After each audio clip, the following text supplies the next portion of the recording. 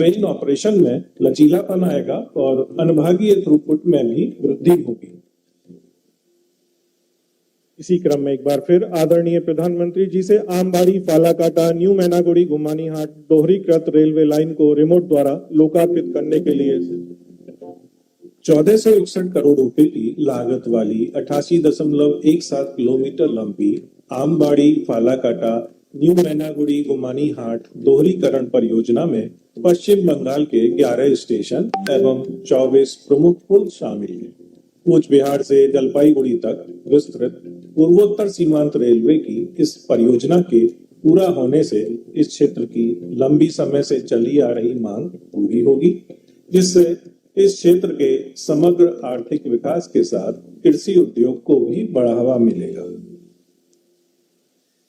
इन महत्वपूर्ण परियोजनाओं के लोकार्पण के पश्चात मैं माननीय प्रधानमंत्री जी से सादर अनुरोध करता हूं कि वो यहाँ की सभा को अपने आशीर्वचन से अभिसंचित करें। नमस्कार। पश्चिम बंगाल के राज्यपाल सीवी आनंद बोस जी, मुख्यमंत्री आदरणीय ममता जी, केंद्रीय मंत्रिमंडल के मेरे सहयोगी अश्विनी वैष्णव जी, सुभाष सरकार जी, निशित प्रामाणिक जी, जॉन बारला जी, नेता विपक्ष शुभेंदु अधिकारी जी, सांसद प्रसून जी, मंच पर विराजमान अन्य साथी, देवी और सज्जनों, आज मुझे आप सबके बीच रूबरू आना था, लेकिन मेरे निजी कारणों के कारण मैं आप सबके बीच नहीं आ पाया हूं। इसके लिए मैं आपकी, बंगाल की क्षमा चाहता हूं। बंगाल की पुण्य धरती को, कोलकाता की ऐतिहासिक धरती को आज मेरे लिए नमन करने का अवसर है। बंगाल के कण कण में आजादी के आंदोलन का इतिहास समाहित है। जिस धरती से वंदे मातरम का जयघोष हुआ, वहां अभी वंदे भारत ट्रेन को हरी झंडी दिखाई गई। आज 30 दिसंबर की तारीख का भी इतिहास में अपना बहुत महत्व है। 30 दिसंबर 1943 उस दिन ही नेताजी सुभाष ने अंडमान में तिरंगा फहराकर भारत की आजादी का बिगुल फूंका था। इस घटना के 75 वर्ष होने पर साल 2018 में मैं अंडमान गया था। नेताजी के नाम पर एक द्वीप का नामकरण भी किया था। और अब इस समय देश आजादी के 75 वर्ष का पर्व मना रहा है, अमृत महोत्सव मना रहा है। इसी अमृत महोत्सव में देश ने 475 वंदे भारत ट्रेन शुरू करने का संकल्प लिया था। आज इसी में से एक हावड़ा न्यू जलपाईगुड़ी वंदे भारत ट्रेन यहां कोलकाता से शुरू हुई है। आज ही रेलवे और मेट्रो की कनेक्टिविटी से जुड़े अन्य प्रोजेक्ट्स का भी लोकार्पण और शिलान्यास हुआ है। करीब 5,000 करोड़ रुपए की लागत से जोका बीबीडी बाग मेट्रो प्रोजेक्ट पर काम हो रहा है। इसमें से जोका तरालता मेट्रो रूट बनकर तैयार हो गया है। इससे शहर के लोगों की ईज ऑफ लिविंग और बढ़ेगी। साथियों, कुछ देर बाद ही मुझे गंगा जी की स्वच्छता और पीने के पानी से जुड़ी अनेक परियोजनाएं पश्चिम बंगाल को सौंपने का अवसर मिलेगा। नमामि गंगे मिशन के तहत पश्चिम बंगाल में सीवरेज के 25 से ज्यादा प्रोजेक्ट्स को मंजूरी दी गई है। इनमें से 11 प्रोजेक्ट पहले ही पूरे हो चुके हैं और 7 प्रोजेक्ट आज पूरे हो रहे हैं। आज 1,500 करोड़ की लागत से 5 नई परियोजनाओं पर काम भी शुरू हो रहा है। इसमें जो प्रमुख है वो है आदि गंगा नदी का पुनरुद्धार। मुझे बताया गया है कि अभी आदि गंगा नदी की स्थिति दुर्भाग्य से बहुत खराब है। इसमें जो कूड़ा कचरा गिरता है, सीवर का गंदा पानी गिरता है, उसकी सफाई के लिए 600 करोड़ रुपए से अधिक का आधुनिक इंफ्रास्ट्रक्चर तैयार किया जा रहा है।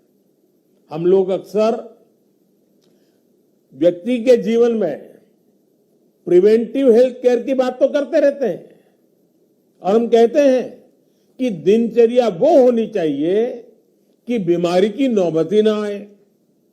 ठीक इसी तरह नदी की गंदगी को साफ करने के साथ ही केंद्र सरकार प्रिवेंशन पर भी बहुत जोर दे रही है और इस प्रिवेंशन का सबसे बड़ा और आधुनिक तरीका है ज्यादा से ज्यादा आधुनिक सीवेज ट्रीटमेंट प्लांट।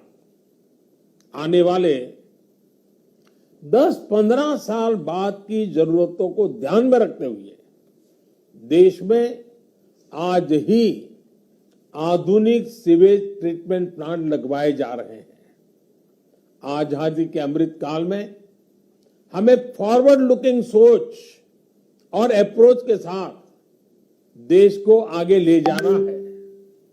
साथियों, इस 21वीं सदी में भारत के तेज विकास के लिए भारतीय रेलवे का भी तेज विकास, भारतीय रेलवे में तेज सुधार, ये सारी बातें बहुत जरूरी हैं।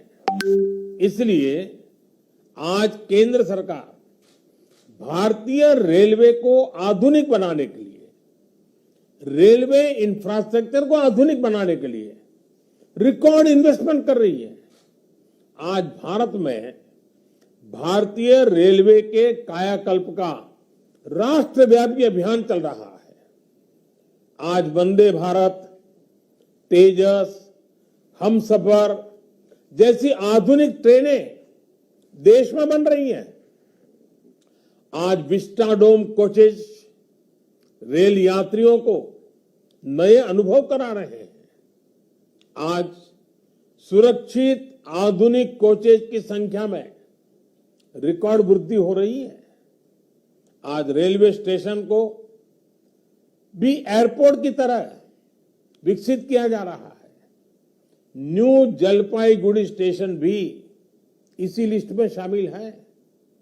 आज रेलवे लाइनों का दोहरीकरण, रेलवे लाइनों का बिजलीकरण जिस रफ्तार से हो रहा है वो पहले कभी नहीं हुआ। देश में जो ईस्टर्न और वेस्टर्न डेडिकेटेड फ्रेट कॉरिडोर बन रहे हैं वो लॉजिस्टिक्स सेक्टर में क्रांतिकारी बदलाव लाने वाले हैं। सुरक्षा हो, स्वच्छता हो, सामर्थ्य हो, सामंजस्य हो, समय की पाबंदी हो, सहूलियत हो, भारतीय रेलवे आज एक नई पहचान बनाने की हम सबकी कोशिश रंग ला रही है। बीते 8 वर्षों में भारतीय रेलवे ने आधुनिकता की नींव पर काम किया है। अब आने वाले 8 वर्ष में हम भारतीय रेलवे को आधुनिकता की नई यात्रा पर निकलते हुए देखेंगे। भारत जैसे युवा देश के लिए भारतीय रेल भी युवा अवतार लेने जा रहा है और इसमें निश्चित तौर पर 475 से ज्यादा वंदे भारत ट्रेनों की बड़ी भूमिका होगी। साथियों, आजादी के बाद के 7 दशकों में 20,000 रूट किलोमीटर रेल लाइन का बिजलीकरण हुआ। वहीं 2014 में हमारी सरकार बनने के बाद बीते 7-8 वर्षों में ही 32,000 रूट किलोमीटर से ज्यादा रेल लाइन का बिजलीकरण हो चुका है। ये है देश के काम करने की रफ्तार, रेलवे के आधुनिकीकरण की रफ्तार। और इस रफ्तार को तेज करने के लिए अब भारत में दुनिया के सबसे शक्तिशाली बिजली के रेल इंजनों का भी तेजी से निर्माण हो रहा है। साथियों, आज के भारत की स्पीड और स्केल का एक और प्रमाण हमारा मेट्रो रेल सिस्टम है।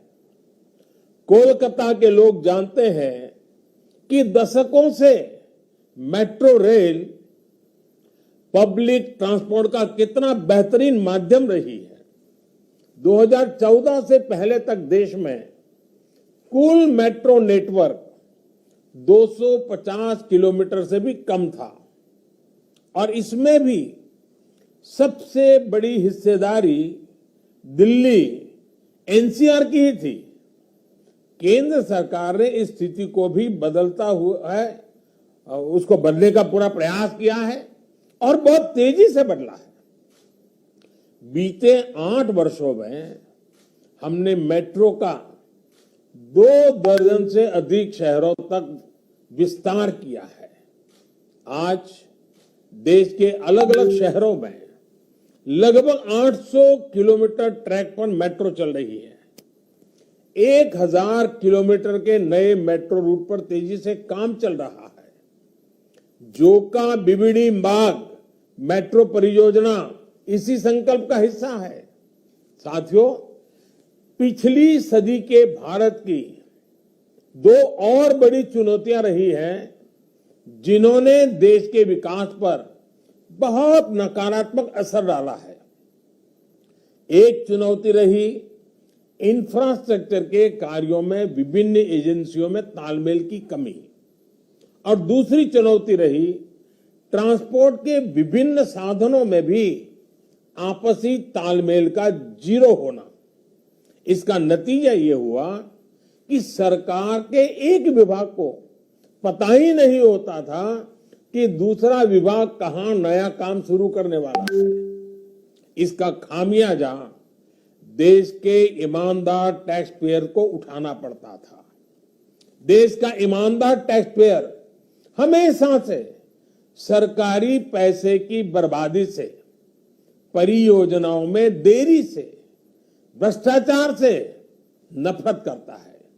जब वो देखता है कि उसकी गाड़ी कमाई से दिए हुए टैक्स से गरीब का नहीं बल्कि किसी भ्रष्टाचारी का भला हो रहा है, तो उसका खिन्न होना स्वाभाविक है।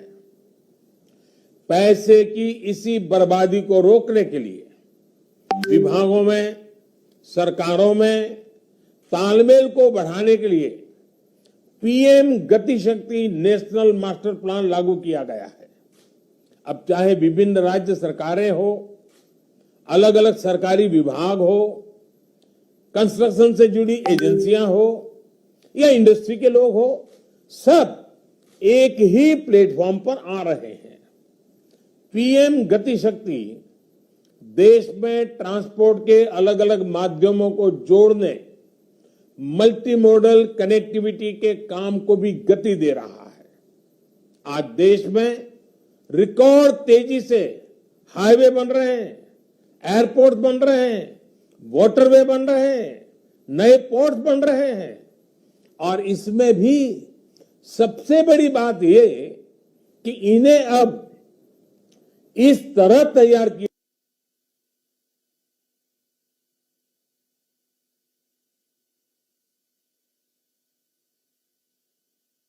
हाईवे बेहतर तरीके से रेलवे स्टेशनों से कनेक्ट हो, रेलवे स्टेशन एयरपोर्ट से कनेक्टिविटी हो, लोगों को ट्रांसपोर्टेशन के दौरान सीमलेस कनेक्टिविटी भी मिले। साथियों, 21वीं सदी में तेजी से आगे बढ़ने के लिए हमें देश के सामर्थ्य का सही इस्तेमाल करना होगा। मैं देश के लोगों को वाटरवेज का उदाहरण भी देना चाहता हूं। एक समय था जब भारत में व्यापार, कारोबार और टूरिज्म के लिए वाटरवेज का बड़े पैमाने पर इस्तेमाल होता था। इसलिए कितने ही शहर नदियों के किनारे बसे, नदियों के किनारे इतना औद्योगिक विकास हुआ, लेकिन इस सामर्थ्य को पहले सैकड़ों वर्षों की गुलामी और फिर आजादी के बाद की सरकारी उदासीनता ने तबाह कर दिया। अब भारत अपनी इस जल शक्ति को बढ़ाने पर काम कर रहा है। देश में 100 से ज्यादा वाटरवेज और विकसित किए जा रहे हैं। भारत की नदियों में आधुनिक क्रूज चले, व्यापार भी हो, टूरिज्म भी हो, इस दिशा में हम तेजी से आगे बढ़ रहे हैं। केंद्र सरकार ने बांग्लादेश सरकार के सहयोग से गंगा और ब्रह्मपुत्र नदियों के बीच वाटरवे लिंक स्थापित करने पर भी काम किया है। मैं आज देश के लोगों को इससे जुड़ी भी एक जानकारी देना चाहता हूं। 13 जनवरी 2023 को काशी से, वाराणसी से एक क्रूज जा रहा है जो 3200 किलोमीटर लंबे वाटरवे से होते हुए, बांग्लादेश से होते हुए डिब्रूगढ़ तक पहुंचेगा।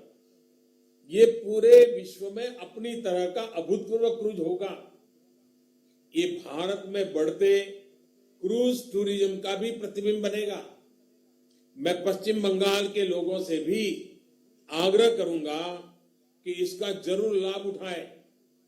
वैसे आज मैं एक और बात के लिए विशेष तौर पर बंगाल के लोगों को नमन करना चाहता हूं। बंगाल के लोगों में देश की मिट्टी के प्रति जो प्रेम रहा है, उसका तो मैं हमेशा कायल रहा हूं। देश के विभिन्न हिस्सों को जानने के लिए, देश के विभिन्न हिस्सों में भ्रमण के लिए बंगाल के लोगों में जो उत्साह होता है वो अद्भुत होता है। बहुत से लोग पहला मौका मिलते ही किसी और देश में घूमने निकल जाते हैं, लेकिन बंगाल के लोग हमेशा अपने देश को प्राथमिकता देते हैं। बंगाल के लोग पर्यटन में भी नेशन फर्स्ट की भावना को लेकर चलते हैं। और आज जब देश में कनेक्टिविटी बढ़ रही है, रेलवे, हाईवे, वाटरवे आधुनिक हो रहे हैं, तो इससे ईज ऑफ ट्रैवल भी उतना ही बढ़ रहा है। इसका बड़ा लाभ बंगाल के लोगों को भी मिल रहा है। साथियों, गुरुदेव टैगोर द्वारा रचित प्रसिद्ध पंक्तियां हैं, ओ ओमार देशेर माटी, तोमार पौरे ठेकाई माथा, यानी हे मेरे देश की माटी, मैं तुम्हारे आगे अपना सर झुकाता हूं। आजादी के इस अमृत काल में मातृभूमि को सर्वोपरि रखते हुए हमें मिलकर काम करना है। आज पूरी दुनिया भारत को बहुत भरोसे से देख रही है। इस भरोसे को बनाए रखने के लिए हर भारतीय को पूरी शक्ति लगा देनी है। हमें हर दिन का उपयोग राष्ट्र निर्माण में करना है, हर पल का उपयोग राष्ट्र निर्माण में करना है। देश सेवा के कार्यों में हमें रुकना नहीं है। इन्हीं शब्दों के साथ मैं अनेक परियोजनाओं के लिए बंगाल को बहुत बहुत बधाई देता हूं। फिर एक बार आपका अभिवादन करता हूं और मैं अपनी बात को समाप्त करता हूं। बहुत बहुत धन्यवाद।